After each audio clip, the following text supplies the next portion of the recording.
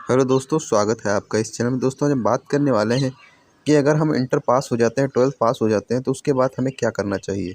क्योंकि मैं 12th पास कर चुका हूँ, ग्रेजुएशन भी कर चुका हूँ, जिसकी गलती का खामियाजा मुझे आज भी भुगतना पड़ रहा है। तो दोस्तों आपको ऐसा क्या करना चाहिए जिससे आपका भविष्य जो है सिक्योर हो जाए। तो इसके लिए मैं आपको पूरा डिटेल में बताने वाला हूँ, तो वीडियो में बिल्कुल अंत तक बने रहिएगा।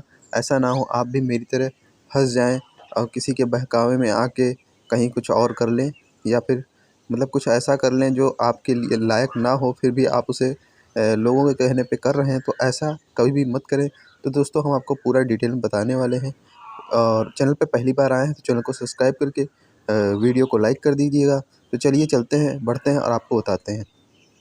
तो दोस्तों जैसा कि आप जानते हो कि 9th में जब बच्चा आता है तो वहीं से उसकी पढ़ाई की स्टार्टिंग हो जाती है। वहीं से उसका मतलब भविष्य बनने के लिए सिक्योर हो जाता है।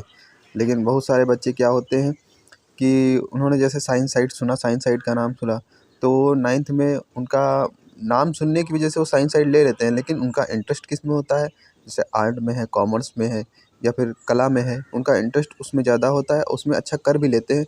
लेकिन फिर भी उसको ना करके वो लोगों के कहने पे और उसका नाम सुनने के कारण कि ये करने से बहुत अच्छा होगा, ये होगा, वो होगा, तो उससे उसको सुनने के कारण वो जो क्या करते हैं, वो जो है अपना जिसमें उनका अच्छा मतलब स्कोप होता है, अच्छा कर सकते हैं, उसको छोड़ के वो जो है वो साइंस साइड ले लेते हैं। इसी तरीके से जो बच्चे जिनका मतलब कि बहुत सारे बच्चे होते हैं जिनका साइंस साइड में मतलब अच्छा खासा स्कोप होता है, या अच्छा अच्छा खासा कर सकते हैं, लेकिन वो पैसे ना होने की वजह से मजबूरी में, क्योंकि साइंस साइड से जो भी बच्चा करता है उसमें पैसा लगता है, क्योंकि उसमें कोचिंग भी लगानी पड़ती है।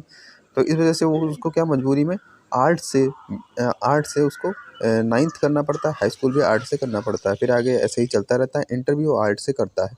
लेकिन उसका फिर भी उसको फिर भी इतनी दिक्कत नहीं होती, इस वजह से क्योंकि आर्ट से भी काफ़ी स्कोप है आगे।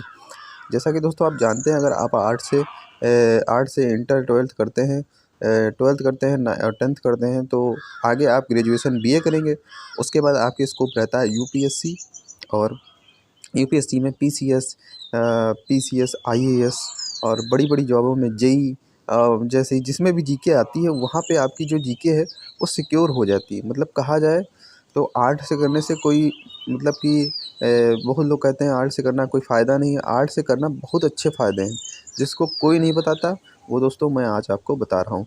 आर्ट से करने से आपको ये होगा कि अगर आप पीसीएस, यूपीएससी किसी भी सिविल सर्विस में बैठते हैं, तो आपको वहाँ पे बहुत ही लाभ होने वाला है। आपको ऐसा लगेगा कि ये मेरा पढ़ा हुआ है, और आपको ज़्यादा उसमें तैयारी करनी भी नहीं पड़ेगी।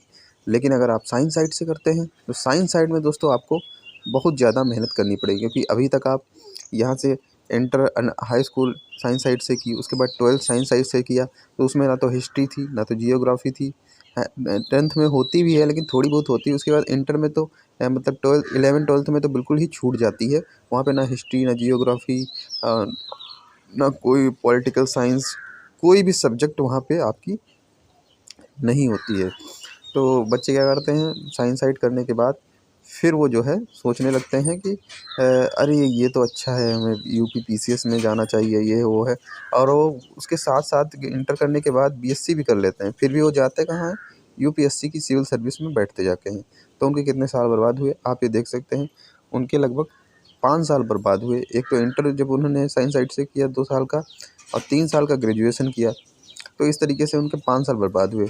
लेकिन अब फिर भी वो बैठते जाके हैं सिविल सर्विस के लिए। तो ऐसा करने से क्या फ़ायदा। हालांकि हाई स्कूल तक आप साइंस साइड से पढ़ सकते हैं, लेकिन उसके आगे अगर आपको पढ़ना है तो आपको सोच समझ के कदम उठाना होगा। ऐसा ना हो कि आप जो है लोगों के बहकावे के चक्कर में आप साइंस साइड मतलब साइंस साइड से ग्रेजुएशन तक कर लें, हाई स्कूल भी कर लें, 12th भी कर लें, ग्रेजुएशन तक कर लें, फिर आपको बात को ये सोचना पड़े जैसे मैं सोच रहा हूँ, इसका क्या फ़ायदा था, इसे करने से क्या फ़ायदा मिला।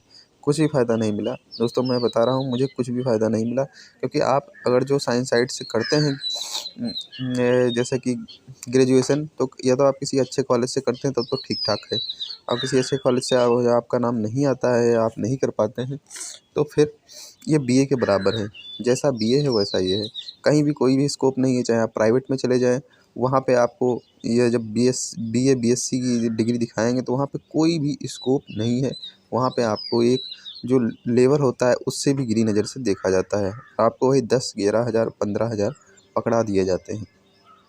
दोस्तों मैं आपसे यही कहना चाहूँगा कि अगर आप अभी से प्रिपरेशन कर रहे हैं, 12th में आ गए हैं या 12th में आने वाले हैं, तो आप कदम सोच समझ कर लीजिएगा, क्योंकि आपका एक कदम आपके भविष्य को सिक्योर भी कर सकता है और आपका एक कदम आपके भविष्य के 3-4 साल खा भी सकता है। तो उसके बाद आपको सोचना पड़ेगा कि काश मैंने जो है BA किया होता। जैसे मैं सोच रहा हूँ आज, काश मैंने BA किया होता और UPSC की तैयारी करता, लेकिन उसका दोस्तों मुझे कोई भी फ़ायदा नहीं मिला। मैंने BSc की और इंटर भी मैथ्स से किया है, लेकिन फिर भी मैं अभी बैठा हूँ और मुझे क्या पढ़ना पड़ रहा है कंपटीशन एग्ज़ाम में, वही हिस्ट्री, जियोग्राफी, पॉलिटिकल साइंस और हाई स्कूल की तक की मैथ और तुम्हारा पॉलिटिकल साइंस तो हो ही गई।